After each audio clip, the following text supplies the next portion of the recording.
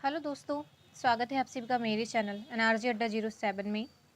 आज हम BA first semester को करिकुलर सब्जेक्ट का ऑब्जेक्टिव क्वेश्चन करने जा रहे हैं, जो कि सीसीसी यूनिवर्सिटी का है। ये है फूड न्यूट्रिशन एंड हेल्थ,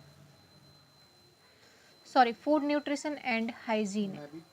पहला है आपका क्वेश्चन, मलेरिया रोग को फैलाता है तो मच्छर।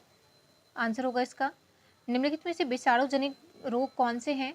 छोटी माता, पायरिया, टिटनेस या मलेरिया। तो इसमें से आंसर होगा छोटी माता।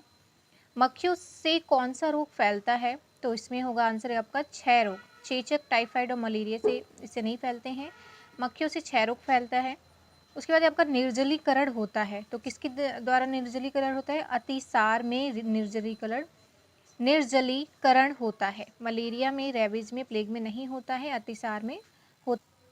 उसके बाद है पांचवा आपका कि मलेरिया रोग में शरीर का ताप ज्वर कितना हो जाता है? तो 105 फ़ारेनहाइट हो जाता है। छठा है आपका कि जलने पर रोगी के उपचार के लिए किसका प्रयोग करते हैं? तो ठंडा पानी या बर्फ का प्रयोग करते हैं। डेटॉल नहीं लगाएंगे, नमक नहीं लगाएंगे, गर्म पानी नहीं लगाएंगे। ठीक है। सातवां है आपका कि मक्खियों द्वारा कौन सा रोग फैलता है? तभी हमने पढ़ा था हैजा, और इसके से पहले हमने पढ़ा था मलेरिया किसके द्वारा फैलता है? तो मच्छर के द्वारा। और मक्खियों के द्वारा कौन सा रोग फैलता है? हैजा। आठवां आपका कि निम्न का प्रयोग करके मक्खियों से छुटकारा पा सकते हैं। तो इसका आंसर होगा सल्फर, चूना या फ्लिट से नहीं, डीडीटी का यूज करके मक्खियों से छुटकारा पाया जा सकता है। उसके बाद है आपका कि उद्भवन काल किसे कहते हैं? Incubation period. जिसमें रोगों से लड़ने की क्षमता पैदा करने का समय नहीं, रोग के शरीर में प्रवेश करने से लेकर लक्षण प्रकट होने का समय क्या कहते हैं? उद्भवन काल कहते हैं। यानी कि अगर कोई बीमारी हो रही है तो उसका पहले ही लक्षण दिखने लग जाते हैं, उसे कहते हैं उद्भवन काल, यानी कि दिखने लग जाना चेहरे पे। उसका सी है आपका रोग उत्पन्न होने से ठीक होने तक समय नहीं। तो जब रोग हमें होने वाला होता है तो जो समय उस टाइम पे हमें दिक्कत होती है वो होता है उद्भवन काल। रोग वाहक किसे कहते हैं? तो इसका आंसर होगा सी, वे रोगी जो लक्षण नहीं प्रकट करते परंतु स्वस्थ व्यक्ति को संक्रमित कर सकते हैं। 11 है आपका कि एड्स की पहचान हेतु मुख्य लक्षण नहीं है। क्या नहीं है? यकृत में सूजन नहीं होता है। अगर ये मतलब इससे कोई भी पहचान, मतलब इसका कोई भी लक्षण इससे नहीं मिलता जुलता। सादा एनाफिलीज मच्छरों से प्रभावित होती हैं, मलेरिया रोग प्रभावित होता है उससे। निम्न में से कौन सा रोग विश्वव्यापी यानी कि विश्व स्तर पे है रोग है? तो तपेदिक है, जो कि विश्वव्यापी विश्व स्तर पे रोग होता है। भारत में एड्स का प्रथम रोगी 1986 में किस राज्य में पाया गया था? तमिलनाडु में पाया गया था 1986 में पहली बार। एड्स रोग संयुक्त राज्य में सर्वप्रथम किस सन में सर्वप्रथम पाया गया था? तो कब पाया गया था? 1981 में एड्स रोग संयुक्त राज्य में सर्वप्रथम किस सन में पाया गया था? तपेदिक रोग किस जीवाणु के द्वारा फैलता है? तो माइक्रोबैक्टीरियम ट्यूबरकिल बैसिलम के द्वारा ये तपेदिक रोग फैलता है। हेपेटाइटिस कितने प्रकार के होते हैं? तो हेपेटाइटिस 2 प्रकार के ये रोग होता है, जो 2 प्रकार के होते हैं।